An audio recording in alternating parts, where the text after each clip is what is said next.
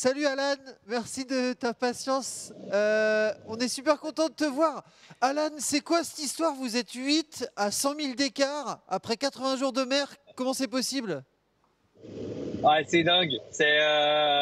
Franchement, c'est vraiment dingue. Hier et cette nuit, j'étais bord à bord avec Isabelle. On s'est même parlé à la VHF en disant, écoute, on va se croiser, éclaire ta grand voile, je te vois bien. Enfin bref, c'était ridicule.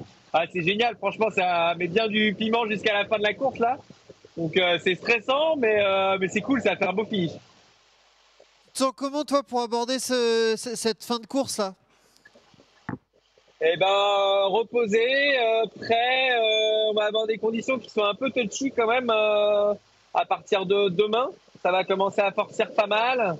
Voilà, ça va être un peu sport cette fin, mais ouais, je me sens bien.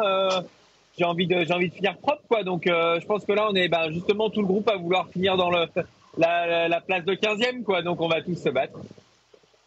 Pour expliquer aux gens, est-ce que tu peux dire si c'est utile entre guillemets d'avoir un foiler dans ce match-là et vu les conditions que vous avez?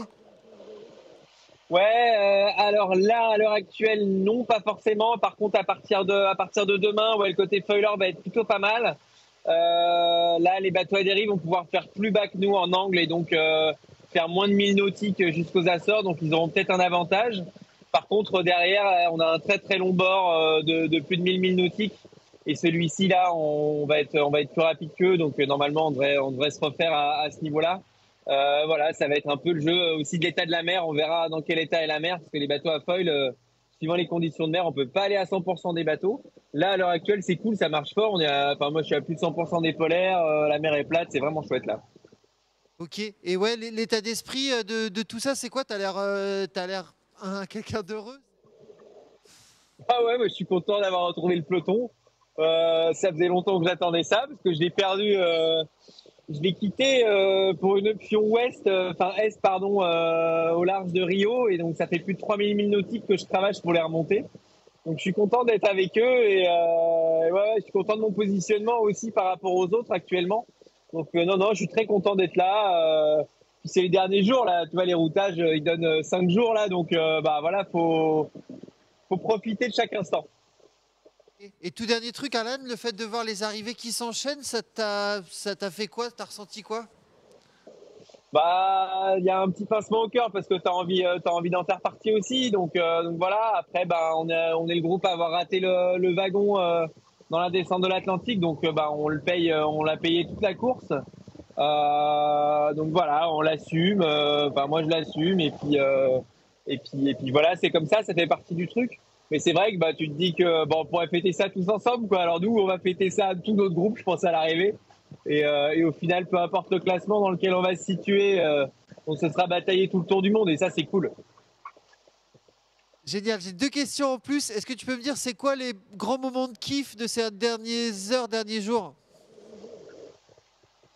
Voilà, les grands moments de kiff, c'est quand même d'être bord à bord avec les autres bateaux.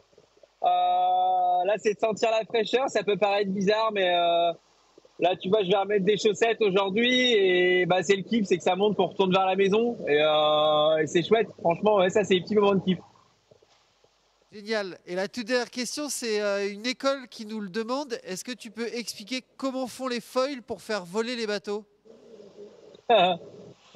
Alors, les foils, c'est comme des ailes d'avion. Ça a un profil particulier. Donc, un profil, c'est la forme de la découpe de l'aile ou du foil qui va permettre ou avec du vent ou avec de l'eau, là, c'est avec de l'eau sur un bateau, à faire cranter le bateau, à avoir, comment dire, un profil qui va pousser de l'eau et donc faire lever la coque du bateau au-dessus de l'eau.